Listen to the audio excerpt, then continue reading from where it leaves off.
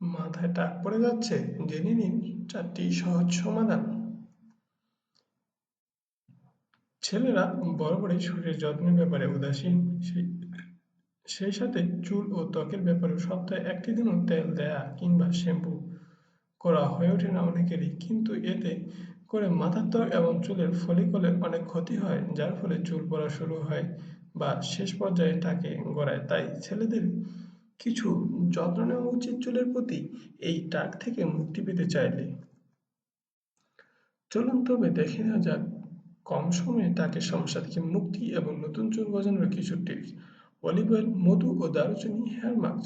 চুলের ঘনত্ব ও দৈর্ঘ্য অনুযায়ী অলিভ অয়েল গরম করে নিন। এরপর এতে 1 থেকে 2 চামচ মধু এবং 1 চা-চামচ দারুচিনি গুঁড়ো দিয়ে খুব ভালো করে মিশিয়ে নিন।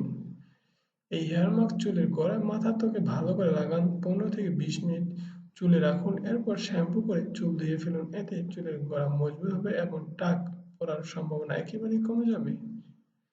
মেহেদি এবং সরিষার তেলের হেয়ার মাস্ক। এই মাস্কটি তৈরি করতে লাগবে মেহেদি পাতা 100 গ্রাম এবং সরিষার তেল 250 গ্রাম। একটি প্যানে সরিষার তেল ঢেলে গরম হতে দিন। এরপর এতে মেহেদি পাতাগুলো নিয়ে ভালো করে ফুটিয়ে নিন। 5-7 মিনিট ফুটিয়ে চুলা থেকে নামিয়ে তেল ঠান্ডা হতে দিন।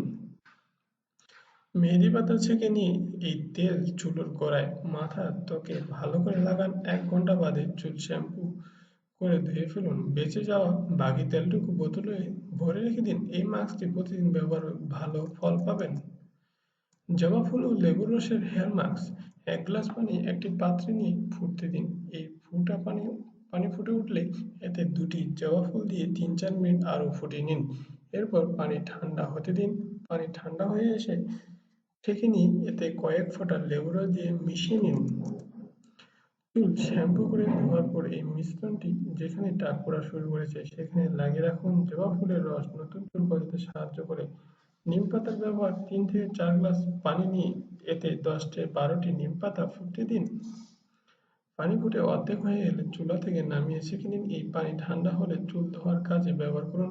সপ্তাহে 2 বার ব্যবহারে ভালো ফল পাবেন। ভিডিওটি দেখে যদি আপনার কিছু অজানা বিষয় জানা হয় বা সামান্যতম উপকার সাধিত হয়, তবে চ্যানেলটি সাবস্ক্রাইব করতে ভুলবেন না এবং ভিডিওটি ভালো লাগলে লাইক দিয়ে কমেন্ট করে জানান কেমন লাগলো। ধন্যবাদ।